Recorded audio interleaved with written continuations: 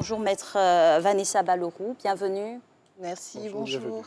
Il s'agit de comportements qui sont punis par la loi, qui sont interdits, de comportements dont on considère dans notre société qu'ils sont tellement graves que les peines qui sont encourues sont extrêmement importantes. Donc il faut savoir qu'il y a une classification en fonction des comportements qui sont interdits dans la société. Donc vous avez d'abord les contraventions, ensuite les délits et ensuite les crimes. Et c'est une gradation ascendante, c'est-à-dire qu'on va de la plus petite infraction jusqu'à la plus importante. Donc les agressions sexuelles, et notamment celle qu'on connaît, celle qui est la plus largement répandue, c'est-à-dire le viol, est considérée comme un crime, c'est-à-dire l'infraction la plus importante et la plus lourdement aussi réprimée.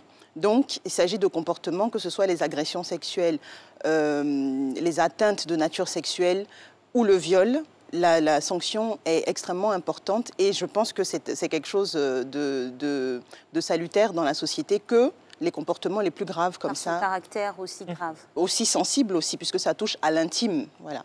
Ça touche à l'intime, ça touche à l'être et il y a beaucoup de répercussions aussi au niveau psychologique. Donc, il est important que ces infractions-là puissent être révélées et ensuite poursuivies et qu'on puisse condamner les auteurs de ces infractions. Déjà, merci pour ce rectificatif. Voilà, ça nous permet d'avancer dans notre sujet. Quels sont les éléments constitutifs déterminants qui confèrent à l'acte son caractère d'agression sexuelle? Alors, on va parler, dans le code pénal, on parle d'attentat à la pudeur, d'attentat aux mœurs. C'est-à-dire que vous allez commettre un acte de nature sexuelle. Maintenant, la grande différence qu'il va y avoir entre le viol et les autres attentats aux mœurs, c'est que dans le viol, il va y avoir un acte de pénétration.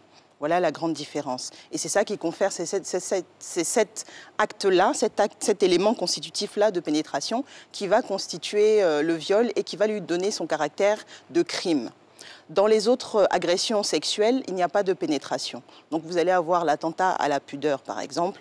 Qui se décline comment pour que tout le monde puisse le comprendre, l'appréhender, le savoir, le dénoncer, des fois? Tout à fait. Alors, tout acte de nature sexuelle, un attouchement, un bisou non consenti sur la bouche, ou tout acte de nature sexuelle sans pénétration, est considéré comme un attentat à la pudeur. Maître, nous sommes dans un bus, il y a quelqu'un qui nous pousse un peu trop, qui nous colle un peu trop, on peut le considérer comme un Si vous avez le sentiment que c'est une agression sexuelle, parce qu'il faut qu'il y ait une connotation sexuelle. S'il se frotte contre vous, on va parler clairement et crûment, hein, s'il se frotte contre vous, vous êtes une femme, vous lui donnez dos, il vient, il se frotte contre vous, ou bien vous lui faites face. Il y a des basculements, il a tendance à tomber sur votre poitrine.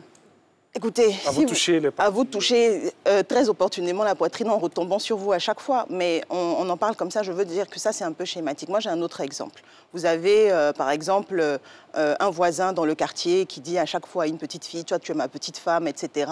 Et qui va lui toucher les seins. Tu as grandi, hein. Alors, il va lui toucher les seins, il va lui toucher les fesses. Ah, mais tu deviens une petite femme, etc. Pardon, mais ça, ce sont des agressions, autant d'agressions sexuelles. Personne n'a le droit. Alors, ce qu'il faut enseigner aux gens, c'est que personne n'a le droit d'interférer, de toucher votre corps, de toucher le sexe, les fesses, les seins, la bouche, sans votre autorisation. Ça, c'est la première chose. Donc, toutes ces allusions-là demandent qu'on fasse un peu d'éducation pour que les gens comprennent que, attention, ce sont des comportements qui peuvent être poursuivis. Alors, on va continuer notre éducation, donc, avec ce micro-trotte. L'agression sexuelle, les Ivoiriens se prononcent sur la question. On revient dans quelques instants.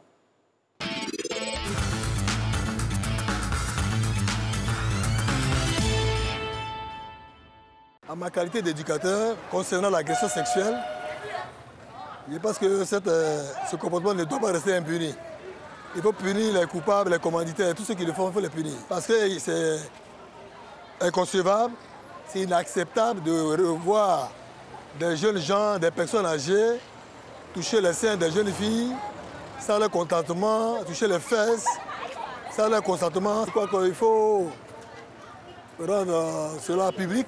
Parce que la fille elle est belle au quartier, elle refuse de l'avance, tu la brutalises. Avant toute chose, il faut une sensibilisation. Sensibiliser d'abord avant de réprimander. Quand on sensibilise et qu'il y a des récidivistes, là maintenant la loi peut condamner. Mais tant qu'il n'y a pas de sensibilisation, les gens vont prendre ça comme une histoire de culture. Il y a des cultures qui acceptent cela. Vu même le mariage des enfants, les petites filles de 12 ans, 13 ans qui sont mariées, c'est pas bon. Le cas d'une petite fille de 6 ans qui a été agressée sexuellement par un homme, un jeune. Elle a subi un traumatisme puisque à la longue, elle va plus vouloir s'approcher des hommes. La loi doit condamner ces personnes-là. Je lutte pour ça même. Et voilà, réaction des populations et on le constate bien, malheureusement, cette pratique néfaste pilule dans nos sociétés. On pourrait peut-être revenir même à l'origine, mais on va essayer de poursuivre et de décliner les différentes formes d'agression sexuelle que nous évoquions avant le micro-trottoir. Alors, on a évoqué ensemble le viol, mais il faut savoir une chose. Alors, sur les agressions sexuelles, il faut qu'il y ait un contact physique. Dès lors qu'on entre en contact avec le corps de la victime, là, on va parler d'agression sexuelle. Si on reste sur un langage cru, des termes obscènes, là, on va plutôt aller sur la qualification de harcèlement sexuel. Donc, vous avez une personne qui fait des allusions à votre intimité, à certaines parties de votre corps, qui fait des allusions à vous deux, en train peut-être de pratiquer l'acte sexuel, etc. Cette répétition-là de termes à connotation sexuelle, là, va vous permettre d'aller sur la qualification de harcèlement sexuel. Donc vous, ça vous cause un préjudice, ça vous met mal à l'aise, c'est vraiment intenable pour vous. Ça peut arriver dans le cadre du travail ou dans un cadre scolaire ou dans un cadre de voisinage, etc. Ou familial. Et dans toutes ces occurrences-là, si ça reste verbal, on va plutôt aller sur la qualification de harcèlement sexuel. En revanche, dès lors qu'il y a interférence, dès lors qu'il y a contact physique, à ce moment-là, on va retenir la qualification d'agression sexuelle. Et on va regarder est-ce qu'il y a eu ou non un acte de pénétration. Le viol se définissant comme tout acte de pénétration vaginal, anal, buccal ou de quelque nature que ce soit, dès lors qu'il y a une connotation sexuelle sans le consentement de la victime et par violence, menace, contrainte ou même par surprise. Surprise, par exemple, ça va être le cas de ce qu'on appelle de manière commune en Côte d'Ivoire ici le chat noir, qui est une pratique qui consiste à aller agresser la victime pendant qu'elle dort. On se rentre dans la chambre ou bien on se rapproche de la victime pendant qu'elle est endormie et elle se réveille en constatant qu'elle a une personne qui est sur elle, soit qui l'a pénétrée, soit qui est en train de lui faire des attouchements. Ce sont autant d'agressions sexuelles. Maintenant, dès lors qu'il y aura pénétration, on va considérer qu'il s'agit d'un viol et la répression sera différente. Allez, dans cet exemple que vous venez de donner, ce qui nous vient à l'esprit en même temps, c'est des fois le profil de certains couples. Il ne faut pas se le cacher, il y a des fois ce genre de pratique-là qui existe. On se dit du fait que nous soyons mariés, cela a déjà permis l'attouchement entre nous, mais il y a des effets de surprise de ce genre-là qui constituent des viols? Alors tout à fait, le viol conjugal existe dans notre législation. Le viol conjugal, c'est celui qui intervient entre personnes qui sont légalement mariées. Seulement, la loi prévoit qu'il y a une présomption, c'est-à-dire qu'on suppose que par définition, il y a consentement aux relations sexuelles entre des personnes qui sont mariées. Cependant, le conjoint qui estime avoir subi un viol peut rapporter la preuve contraire. Ça va dans les deux sens. Ça va dans les deux sens. Mais ce que je vous ai dit, dès lors qu'il y a pénétration, il y a viol. Tout le reste, dès lors qu'il y a contact physique à connotation sexuelle, on est sur un attentat à la pudeur, on est toujours sur les agressions sexuelles. Maintenant, oui, ça peut aller dans les deux sens, tout est possible. L'esprit humain est très vaste et très fertile, parfois négativement, donc tout peut arriver. Alors, dites-nous, maître, quel mécanisme juridique de protection envers les personnes vulnérables? On a cité les enfants et tout. Le droit est-il répréhensif ou bien, on va dire, il y a un dispositif de prévention?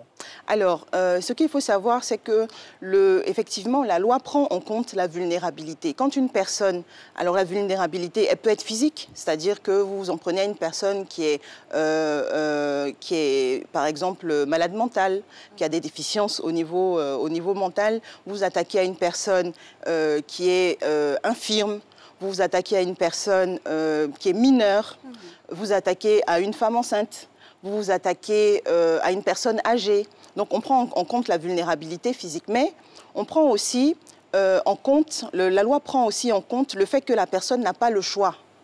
n'a pas la possibilité de vous dire non parce qu'elle est dans un rapport de domination. Alors, on va prendre en compte le fait que la personne qui commet l'infraction est, par exemple, un parent ou une personne qui a autorité sur la victime.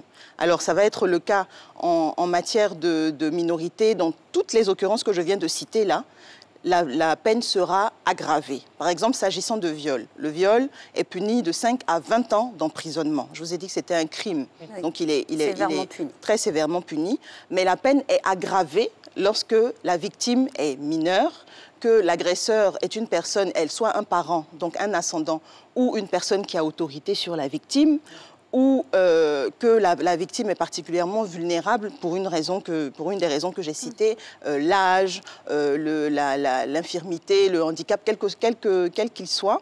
Et à ce moment-là, on bascule dans une peine qui est donc aggravée et qui va jusqu'à la perpétuité, c'est-à-dire l'emprisonnement à vie.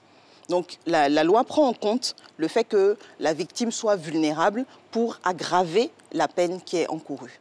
C'est très important ce que vous nous dites et c'est rassurant en même temps de savoir que la loi a encadré et puni ce crime-là. Mais pour cela, il faut faire la preuve. Et de nos jours, c'est la difficulté. Comment pouvoir faire la preuve d'une agression sexuelle si, comme vous l'avez expliqué, il n'y a pas forcément pénétration et même quand il y a pénétration, peut-être il y a d'autres moyens pour que ce soit souple, pour ne pas qu'on puisse peut-être décliner ou vraiment vérifier qu'il y a eu... Comment faire la preuve d'une agression sexuelle de nos jours ?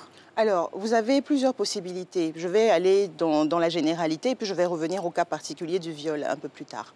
Si vous avez été victime d'une agression sexuelle, qu'il y a une personne qui en est témoin, vous vous êtes confié à quelqu'un ou une personne a assisté au fait, cette personne-là peut rapporter le témoignage.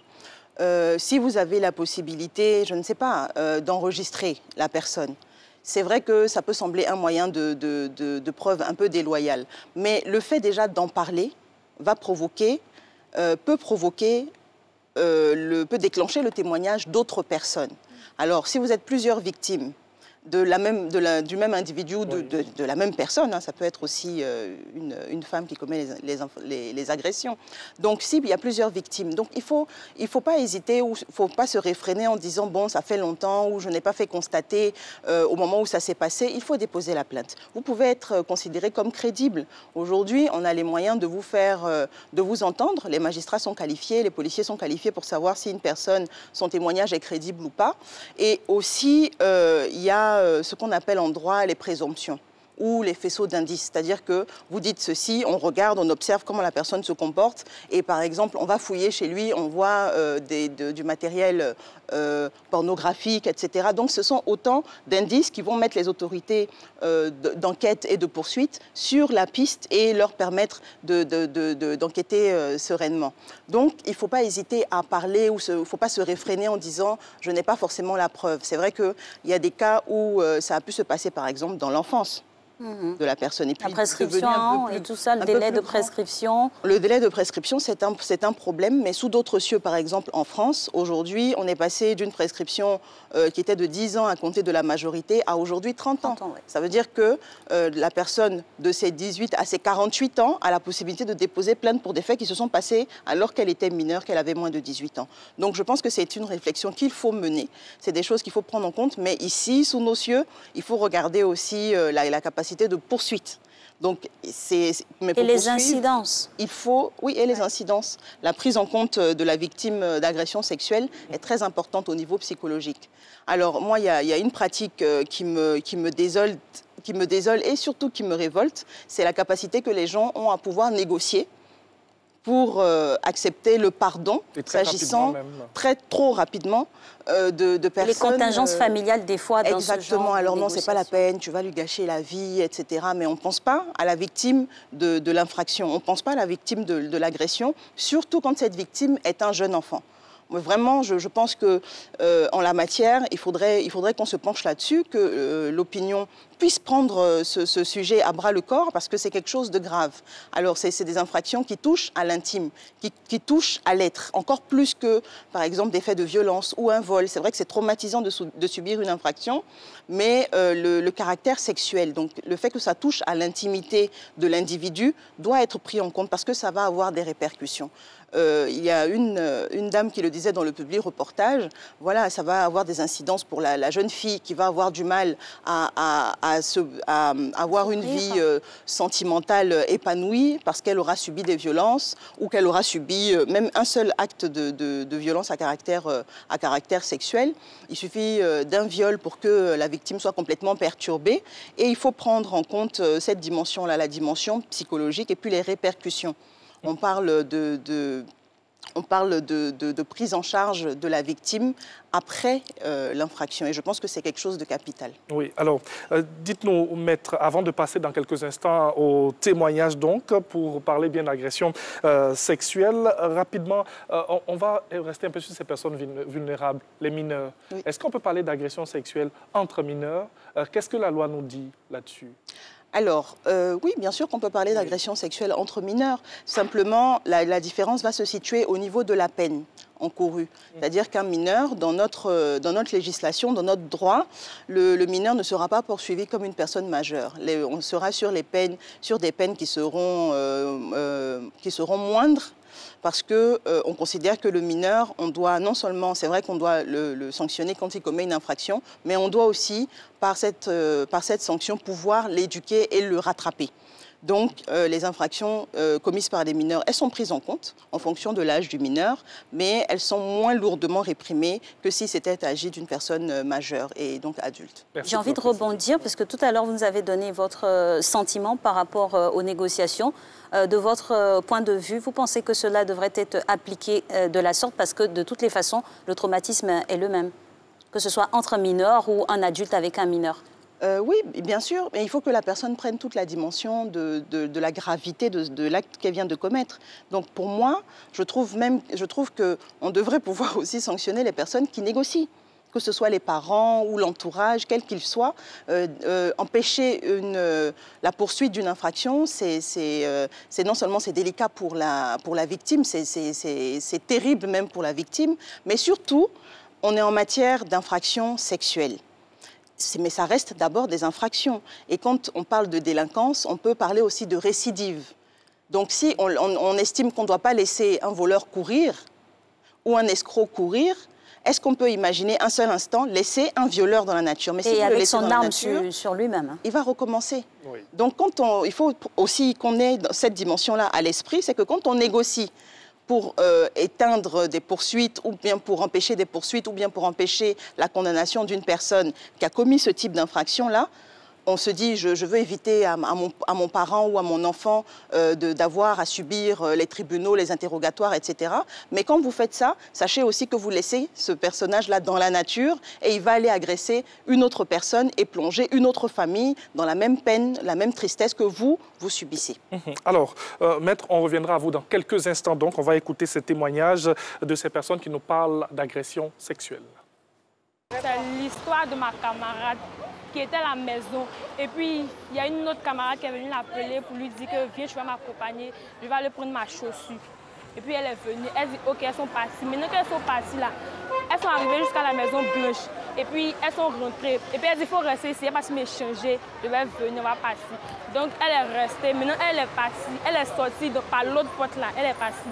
Maintenant, il y a plusieurs messieurs qui sont rentrés derrière elle pour lui dire que déshabille-toi. Elle a demandé pardon. On dit non, que déshabille-toi, déshabille-toi. Elle a commencé à pleurer. Maintenant qu'elle s'est déshabillée, elle s'est couchée. Il y a un qui s'est couché sur elle. Et puis maintenant, il y a une autre qui est venue dire que comme elle est petite, la laissée, elle va partir. C'est comme s'ils l'ont laissée. Ils l'ont mis dans la voiture. Ils sont partis très loin avec elle. Ils l'ont laissée là-bas. Et puis elle a appelé ses parents. Et puis ils sont venus la chercher. Il y a un collègue qui était victime de l'agression sexuelle par sa patronne. Donc, elle faisait les chantages au travail. À chaque fois, elle venait vers lui, elle le touchait, elle lui demandait des massages de gauche à droite, lui aussi refusait. En fait, il avait peur, c'était la patronne. C'est ça, elle a appelé à la maison pour lui faire un travail rapide. C'est un travail rapide aussi, elle est invitée chez lui à la maison. Donc, lui aussi, il est venu chez elle le travail. Lui, ne s'attendait pas à ça aussi. Donc, du coup, il est rentré. Dès qu'il est rentré aussi, elle a fermé la porte.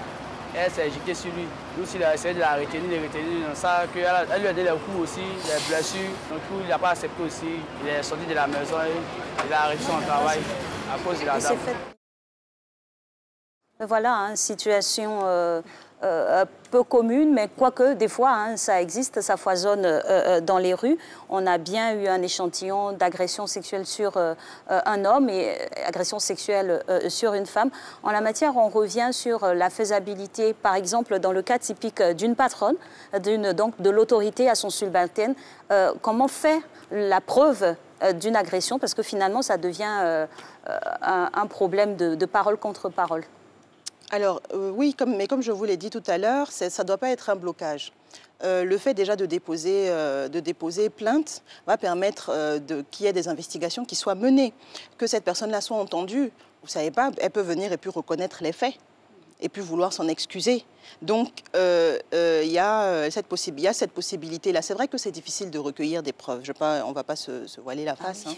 Mais il y a cette possibilité-là d'avoir un petit peu de preuves que vous pouvez rassembler, des témoignages. La personne peut venir et avouer, reconnaître les faits. Il peut y avoir, je ne sais pas moi, si vous êtes sur le lieu du travail, que les locaux sont filmés et qu'on voit que l'image de cette personne en train de vous toucher ou de se rapprocher de vous est captée, tout ça, ça peut servir à alimenter votre récit et à servir d'élément pour les enquêteurs. Donc, il ne faut pas se réfréner. Ensuite, il ne faut pas se dire « je suis un homme, je ne peux pas aller dire aux gens qu'une femme m'a agressé ». Non, ça arrive. C'est vrai que c'est difficile, d'autant plus difficile vu la société dans laquelle nous vivons et la place qu'elle confère aux hommes. Mais il ne faut pas se voiler la face. Il y a des hommes aussi qui sont victimes d'agressions sexuelles par des hommes, par des femmes. C'est possible. Parce que l'agression peut survenir dans le cadre du viol, par exemple. C'est avec une partie de son corps que l'auteur peut commettre le viol ou avec un objet. Donc, ça peut être pratiqué sur une victime qui sera un homme par une femme. Ça peut arriver. Dès lors qu'il y aura pénétration grâce à un objet ou par le biais d'un objet, on pourra entrer en voie de qualification pour retenir le viol. Donc, il ne faut pas se réfréner. Il faut dénoncer. Il faut en parler. Il faut dénoncer. C'est vrai que c'est difficile parce que c'est quelque chose que les victimes peuvent percevoir comme étant une chose honteuse, vu la nature de l'infraction, mais il ne faut pas hésiter à en parler, vraiment. Alors, en tout cas, merci pour ces précisions, pour dire qu'il y a certes des enfants, des femmes, mais aussi des hommes qui sont victimes d'agressions sexuelles. Restons sur cette approche bien sociologique de notre sujet. Dans quel domaine on a, surtout dans quel cadre on a surtout ces agressions au travail, en famille, à l'école, en Côte d'Ivoire précisément? Alors, en Côte d'Ivoire, on a malheureusement une très très grande occurrence des agressions sexuelles dans le cadre familial, mais aussi dans le cadre scolaire. Et ça, c'est quelque chose dont il faut parler parce que malheureusement, les enfants sont très très fortement confrontés à cela. Et on va dire, quand on regarde en face, il n'y a pas beaucoup de poursuites. Parce que c'est le cadre scolaire. Par exemple, vous allez en milieu rural, vous allez à l'intérieur du pays, dans un petit village, vous avez l'enseignant. Alors, je ne jette pas l'opprobre sur les enseignants. Je dis que, comme dans toutes les sociétés, malheureusement, dans cette corporation-là des enseignants, il y a des brebis galeuses. Et parmi ces brebis galeuses, donc vous avez des enseignants qui sont tout puissants dans le village, parce que voilà, c'est l'enseignant, la figure de l'enseignant, c'est à l'échelle du village, de la communauté, c'est quelqu'un d'important. Et c'est difficile pour les parents qui seraient informés. J'étais à la vindicte.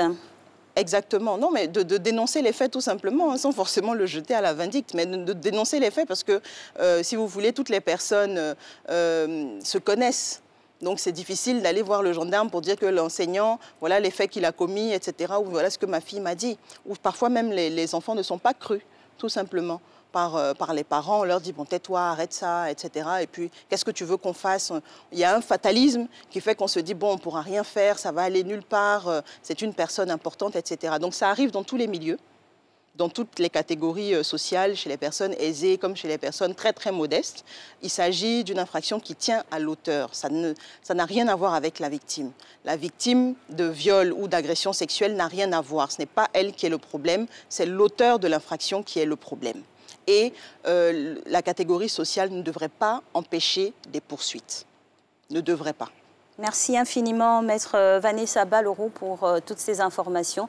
En définitive, il faut retenir que les agressions sexuelles sont des crimes lourdement punissables et donc il faut pouvoir les dénoncer sans crainte de représailles. Et on espère que la justice va jusqu'au bout en protégeant aussi les victimes, parce que c'est ça où la peur s'installe. Tout à fait, voilà. Important. Merci pour la précision. Oui. Allez, merci à tous et à toutes. Merci de nous avoir suivis.